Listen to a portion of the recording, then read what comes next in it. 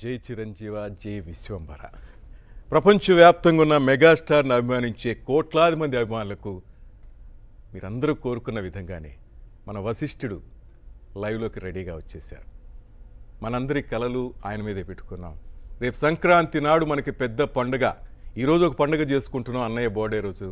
ఆ రోజు మనకి పెద్ద పండుగ అంటూ ఆయన చెప్పబోతున్నారు. విశ్వంబర డైరెక్టర్ వశిష్ఠ గారు మనతో పాటు లైవ్లో సిద్ధంగా ఉన్నారు. ఆయనతో మాట్లాడదాం. అభిమానులందరికీ వెల్కమ్ సార్. చూస్తున్నారు కదా, మధ్యాహ్నం 12 గంటల నుంచి వేలాది మంది, లక్షలాది మంది అయిపోయారు. అందరూ మీ మీదే ఓపెన్గా చెప్పాలంటే నేను ఒక అభిమాని. ఎలా ఉండబోతుంది విశ్వంబర అందరికీ ఇదే. మా అన్నయ్యని ఏ విధంగా చూపించబోతున్నారు సార్? బాస్ని ఫ్యాన్స్ అందరూ ఎలా ఎంజాయ్ చేస్తారు, ఎలా ఉంటే బాగుంటుంది అనుకుంటారు, అంటే ఇలా చూడాలనుకుంటున్నాం అనుకుంటారు. యాజ్ అ ఫ్యాన్గా నేను అలా చూడాలనుకున్నాను, అలా చూస్తారు అందరూ. అంటే ఆ లుక్ వైజ్ కానీ అండ్ స్టైల్ వైజ్ కానీ అన్నీ మనకి పాత చిరంజీవి వరకు తోస్తారు. అండ్ స్టైల్ కానీ ఇవన్నీ ఎక్కడ మిస్ అవ్వవు. అంటే నవరసాలు అనుకోండి, లేకపోతే షడ్రుచులు మేము ఆ రోజు చూడబోతున్నాం అనమాట పండుగ రోజు. ఎస్, సంక్రాంతి మందే సార్. మందే సంక్రాంతి నామ సంవత్సరం, మెగా సంక్రాంతి నామ సంవత్సరం అనుకోండి. బల్లగుద్ది చెప్పొచ్చు. ఎస్, గుద్ది చెప్తున్నా. సంక్రాంతి మనదే ఈసారి. ఎక్కడ పుట్టింది అన్నయ్య మీద మీకు అంత అభిమానం, ప్రేమ? ఈరోజు ఆయన సినిమాకి డైరెక్ట్ చేసే స్థాయికి వచ్చారు సార్. మామూలుగానే చిన్నప్పటి నుంచి అంటే సినిమాలు చూసినప్పుడు కానీ మనం చిరంజీవి గారి సినిమాలకి అంటే యాజ్ ఎ కిడ్స్గా బాగా అట్రాక్ట్ అయిపోతాం. సో అలాగా అసలు బాస్ డ్యాన్సులు కానీ ఆయన ఫైట్స్కి ఆయన స్టైల్కి ఆయన మ్యానరిజమ్స్ ఉంటాయి, అవన్నీ ఇమిటేట్ చేసేవాడు. ఆయన ఫంక్ ఇలా పెట్టుకుని ఇలా చేసుకుని తిరిగి, సో ఇవన్నీ చేసి బాగా ఎడిక్ట్ అయిపోయినట్టు అయిపోతాం ఆయనకి. సో అలా స్టార్ట్ అయింది. ఇంకా అక్కడ నుంచి మెగా ఫ్యాన్. ఆ తర్వాత నాకు రామ్ చరణ్ ఫ్రెండ్, క్లాస్మేట్, అలాగా ఇంటికి వెళ్ళి ఆయనకి కలిసేవాడిని. అంటే చూసినప్పుడు అసలు నాకు ఒక వండర్లా ఉండేది. అంటే నేను అల్లు శిరీష్ మీ ఫ్రెండ్స్గా ఉన్నప్పుడు ఇంటికి తీసుకెళ్తే అక్కడ ఆయన చూసి, ఆహా చిరంజీవి గారు అలా చూసి ఇంకా దగ్గరగా చూసేవాడిని. అలా నేను ఈరోజు ఆయన సినిమా డైరెక్ట్ చేయడం అనేది నిజంగా నాకు ప్రతిరోజు ఎగ్జైట్మెంట్తో ఉంటాను. ఎస్, బాస్ వస్తున్నారు, వెయిటింగ్. ఇప్పుడు సినిమా స్టార్ట్ అయిపోయింది, జరుగుతుంది. ఇన్ని రోజులు ట్రావెల్ తర్వాత అలవాటు అయిపోతుంది. కానీ అలా కాదు, నాకు ప్రతిరోజు ఆయన వస్తారని ఫోన్ చేస్తారు. వశిష్ట సెట్కి రమ్మంటావా, ఓకే ఆ రూమ్ అంటే సార్ సెట్ అన్నాను. ఆయన టక్కగా వచ్చేస్తున్నాడు, నేను ఎదురెళ్ళి అంటే ఎగ్జైట్మెంట్ మాట నాకు బాస్ తోటి. ఎవ్రీడే ఎగ్జైట్మెంట్ నాకు బాస్. ఆయన అలాగ ఉంటారు ప్రతిరోజు, అసలు మామూలు హైపర్గా ఉంటారు ఆయన. ఇప్పుడే నాయుడు గారు చెప్పారు, చోటకి నాయుడు నిత్య విద్యార్థిలాగే ఉన్నాడు అన్న ఈ రోజుకి అంటారు. సార్ నేను ఒక కొత్త డైరెక్టర్ని, ఐ మీన్ 1 ఫిలిం చేసిన డైరెక్టర్ నేను. Yes, my experience is 1 film. ఆయన 155 సినిమాలు చేశారు. అంటే ఒకరోని ఒక కొత్త డైరెక్టర్ చెప్పేది ఆయన వింటారని వచ్చిన భయం ఉంటుంది కదా, అసలు అది లేదు. ఆయన దగ్గర ధైర్యంగా వెళ్ళి చెప్పొచ్చు. ఓకే సార్ నాకు ఇలా అనుకుంటున్నాను, అవునమ్మా ఓకే డన్. సార్ ఇది ఇలా చేద్దాం అనుకుంటున్నాను, అవునా ఓకే డన్ చేసేద్దాం. అంటే ఆయన ఇచ్చే ఎంకరేజ్మెంట్ ఫస్ట్ ఓ ఫ్రెండ్లీ ఇది ఉంటుందండి ఆయన చుట్టూ. పెద్ద మెగాస్టార్ని నా దగ్గరికి వచ్చి ఇది చెప్పాడంటే ఇది ఫీలింగ్ ఉండదు ఆయనకి. చెప్పమ్మా ఏంటి.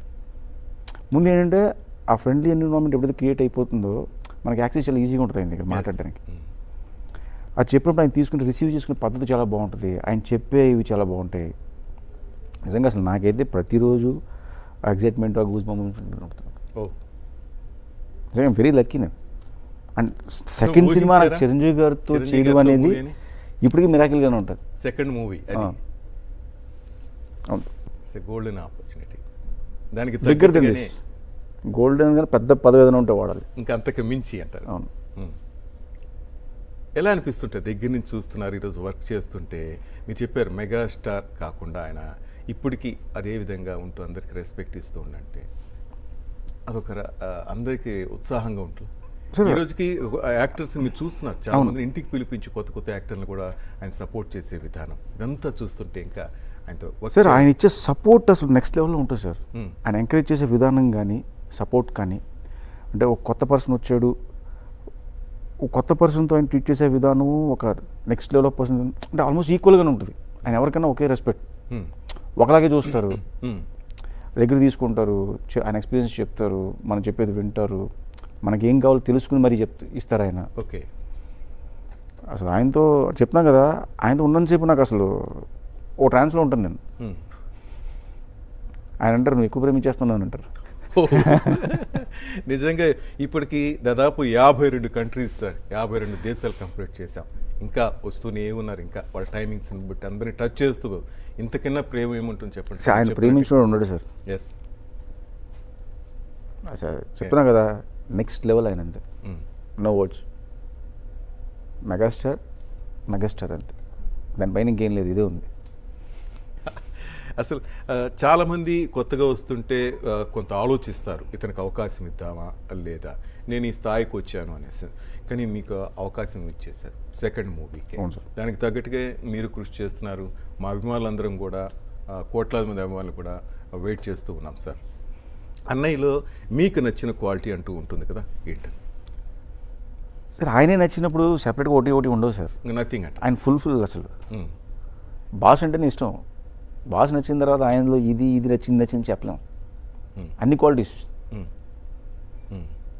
అంతే కదా. ఇప్పుడు boss fan, mega fan, boss నచ్చాడు అంతే, అయిపోయింది. ఇందులో మళ్ళీ సెపరేట్ చేసి ఇది నచ్చింది ఇది నచ్చలేదని ఉండదు. కానీ తెర ముందు మెగాస్టార్, తెర వెనక మెగాస్టార్, ఏది ఉంటారు అని గమనించారా సార్? ఆయన అంటే నేను డిఫరెన్షియేట్ చెప్పలేను సార్. నేను ఎలా చూసానో అలాగే చూస్తున్నా బయట కూడా. నేను అంతే, నేను సెపరేట్ చేసి చూడలేను నేను. అండ్ ఇంకా తెర వెనకంటారా ఇంకా జోయల్గా ఉంటారు ఆయన.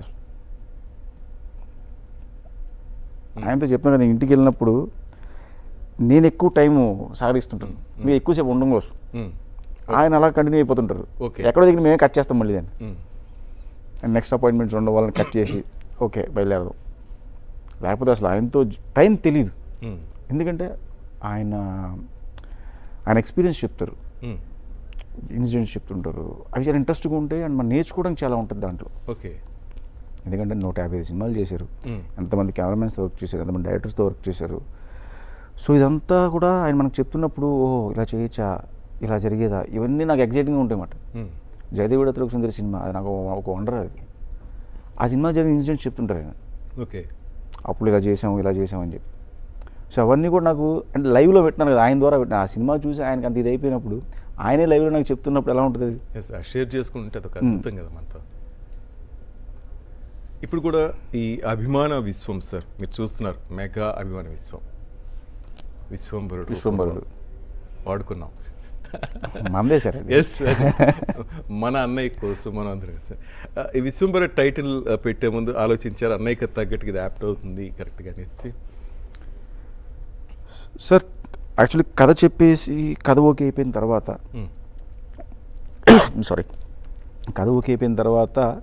ఒకరోజు నేను ఒక సీన్ ఎక్స్ప్లెయిన్ చేస్తాను ఆయనకి. ఎక్స్ప్లెయిన్ చేసి ఆ కంటెంట్లో ఇలా వస్తుంది సార్ 2-3 సార్లు అన్న అదే వర్డ్, 2-3 సార్లు రిపీట్ అవుతుంది ఆ వర్డ్, విశ్వంబర అని. ఓకే. అంటే కథలో అది ఒక part, main part of the film is Vishwambhara అన్నప్పుడు ఆయన అన్నారు ఇది టైటిలా అన్నారు. అవును సార్ అనుకుంటున్నాము, ఎలా ఉంటుంది అంటే చాలా బాగుంది అసలు, ఈ టైటిల్కి ఫిక్స్ అయిపోతాం, దీనికి వెళ్ళిపోదాం అన్నారు. థ్యాంక్ యూ సార్, మీకే చెప్దాం అనుకుంటున్నాం మేము టైటిల్ ఇది అనుకుంటే ఎలా ఉంటుందని.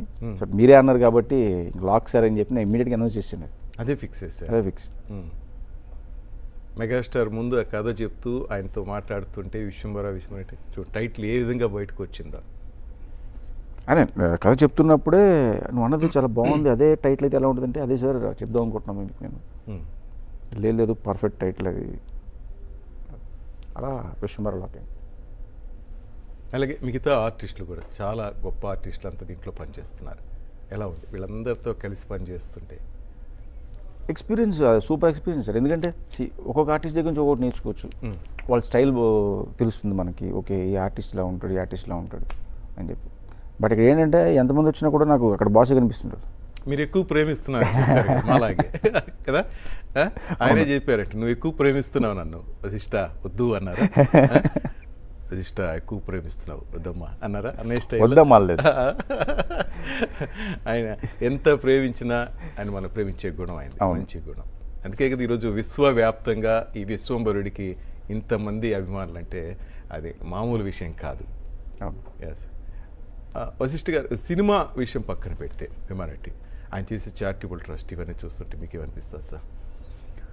సార్ నిజం గ్రేట్ థింగ్ సార్. ఎందుకంటే మేము చిన్నప్పుడు చిరంజీవి బ్లడ్ బ్యాంక్ ఈ పేర్లు వినేవాళ్ళం. Yes.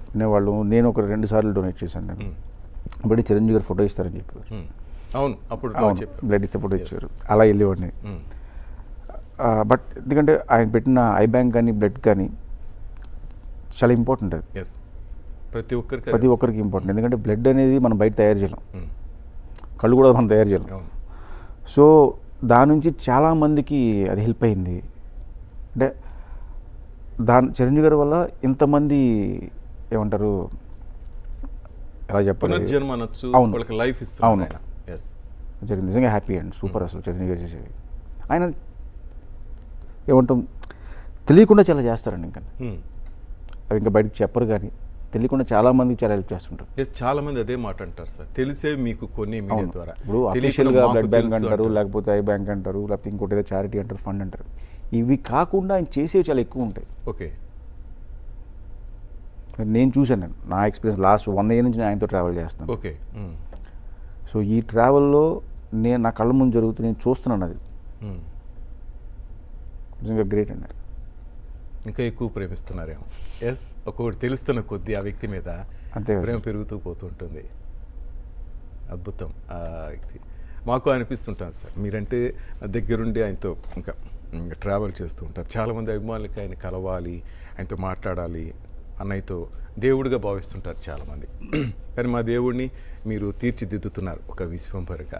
చాలా ఆశలు పెట్టుకున్నాం, ఏ విధంగా ఉండబోతుందో, వశిష్ఠ గారు సాంగ్స్ ఎట్లా తీస్తారో, ఫైట్స్ ఏ విధంగా ఉంటాయో, ఇంట్రొడక్షన్ నుంచే అన్నయ్యని ఎట్లా చూపిస్తారో, ఈయన పిచ్చి పిచ్చి ఆలోచనలు సార్ మా అందరికీ. 100% ఎక్స్పెక్ట్ చేసిన దానికన్నా ఎక్కువ ఉంటుంది sir. First frame last frame దాకా బాస్ జాతర, అది మెగా బీభత్సం ఉంటాం కదా, అలా ఉంటుంది. మెగా బీభత్సం. ఎస్, మెగా మాస్ బీభత్సం అనుకోండి. ఓ, డిఫరెంట్ స్టోరీయా? మేము అంతకన్నా ఎక్కువ పోదలుచుకోలేదు, అంతకుమించి ఎక్కువ చెప్పకూడదు కూడా, ఎందుకంటే మీరు అందుకని ఇది అది కాదు. అది దాని గురించి మనం నెక్స్ట్ మాట్లాడుకోవచ్చు. టీజర్ వచ్చిన తర్వాత, ట్రైలర్ వచ్చిన తర్వాత అప్పుడు మాట్లాడుకుందాం. రేపు పుట్టినరోజు సందర్భంగా మాకేమన్నా స్పెషల్ గిఫ్ట్ కానీ ఏమైనా ఉన్నాయా? ఏం లేదు సార్. చెప్పండి సార్. లేదు, త్వరలో నేను ఇప్పుడు 12 గంటల వరకు చూశారు కదా, దాదాపు 60 దేశాలు దాటిపోతూ ఉంది, లిస్ట్ వస్తూ ఉంది నాకు.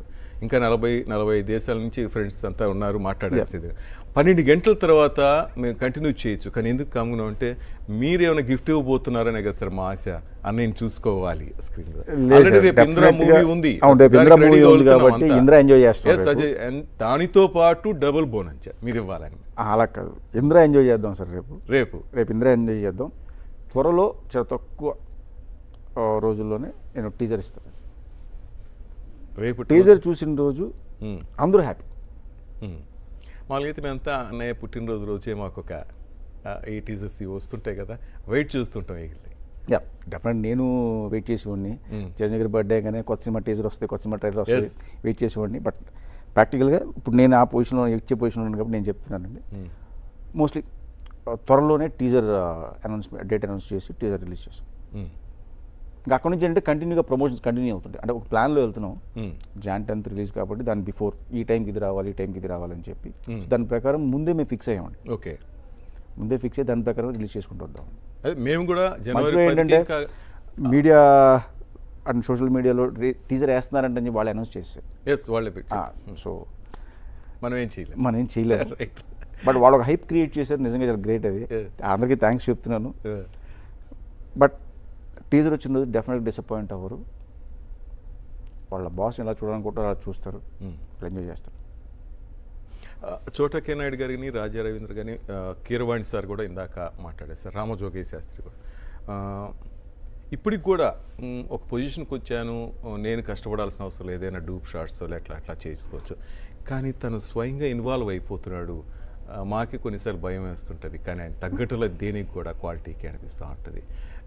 మీకు చెప్పొచ్చు ఏముందిలే ఇతను అన్నట్టుగా ఆయన కూడా ఆ స్థాయిలో ఉన్నోళ్ళు మాట్లాడుతుండొచ్చు, కానీ అదే కష్టం ఇప్పుడు చూస్తుంటే ఏమనిపిస్తుంటుంది మీకు?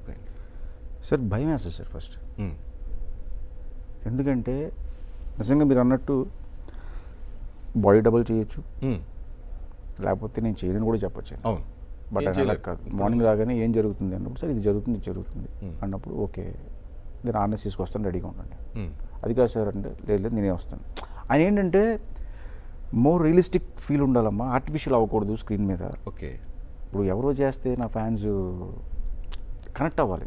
నేను చేసినప్పుడు ఏంటంటే నా బాడీలో ప్రతి మూమెంట్ వాళ్ళకి తెలుసు. ఎస్. ఆయన హ్యాండ్ పోస్చర్ ఇచ్చిన, ఆయన స్టైల్ ఇచ్చిన ఉంటుంది. నేను జస్ట్ ల్యాండింగ్ అప్పుడు నా బాడీ లాంగ్వేజ్ ఇవన్నీ మిస్ అవుతాయి వేరే వాళ్ళు చేస్తే. చెప్పి ఆయన్నే ఆర్ఎస్ చేసుకుని హైట్ నుంచి జంప్ చేస్తుంటారు, నాకేం భయం వేస్తుంటుంది. ఓ. బట్ అసలు అండ్ ఇంకోటి మనం ఓకే అన్నా కూడా ఆయన అది లేదు ఇంకోసారి 1 more అంటారు ఆయన. ఓ. 1 more అని చెప్పి మళ్ళీ మళ్ళీ చేస్తుంటారు, పర్ఫెక్ట్గా వచ్చేదాకా చేస్తూనే ఉంటారు. అంటే ఆయన డెడికేషన్ కానీ ఆయన నెక్స్ట్ లెవెల్ సార్ అది.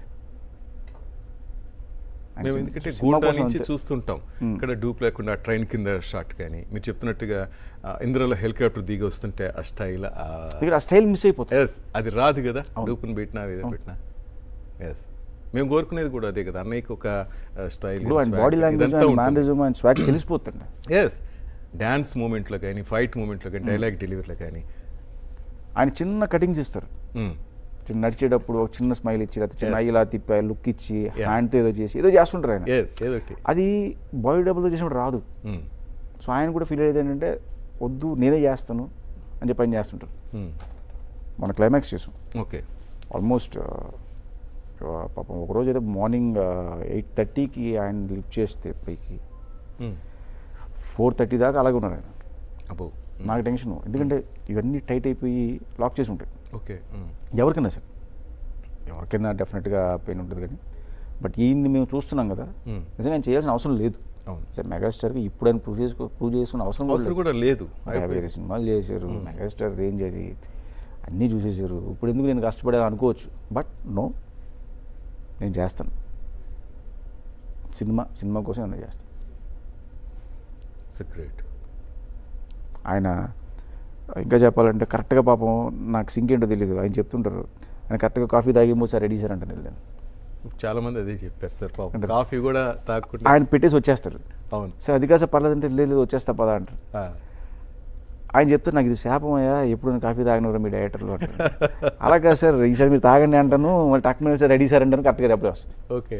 ఆయన తర్వాత చెప్తున్నారు అనమాట, మన కోసం కాఫీ ఆగుద్ది కానీ మన కోసం కెమెరా ఆగకూడదు, అది రెడీగా ఉన్నప్పుడు మనం వెళ్ళాలి అని. ఎస్, అసలు సూపర్ సార్ ఆ విషయం. వర్క్ పట్ల చాలా డెడికేషన్. సెకండ్ లేట్ అవుతుంది సార్ రెడీ చెప్పిన తర్వాత. టైమింగ్స్ ఏ టైం అంటే ఆ టైం కరెక్ట్గా 10 నిమిషాల ముందు ఫోన్ వస్తుంది, వశిష్ట వచ్చేయమంటావా అని. రెడీ సార్, టక్కటక్క వచ్చేస్తాడు. అలా కొంచెం లేట్ అయినా కూడా అసహనం అది ఏమి ఉండదు అన్నయ్య దగ్గర. ఆయన హ్యాపీగా అక్కడే కూర్చుంటారు సార్. ఆయన వెళ్ళి క్యారియర్లో కూర్చోవడం లేదా రూమ్లో కూర్చోవడం కూడా ఏం చేయరు. ఆయన పొద్దున ఒకసారి సెట్కి వచ్చారంటే సాయంత్రం దాకా సెట్లోనే ఉంటారు. అలా ఎంత అనకుండా ఆయన పక్కన చైర్ వేసి వాళ్ళు కూర్చుని ఉంటారు, ఆయన ఒక స్టూల్ వేసుకుని.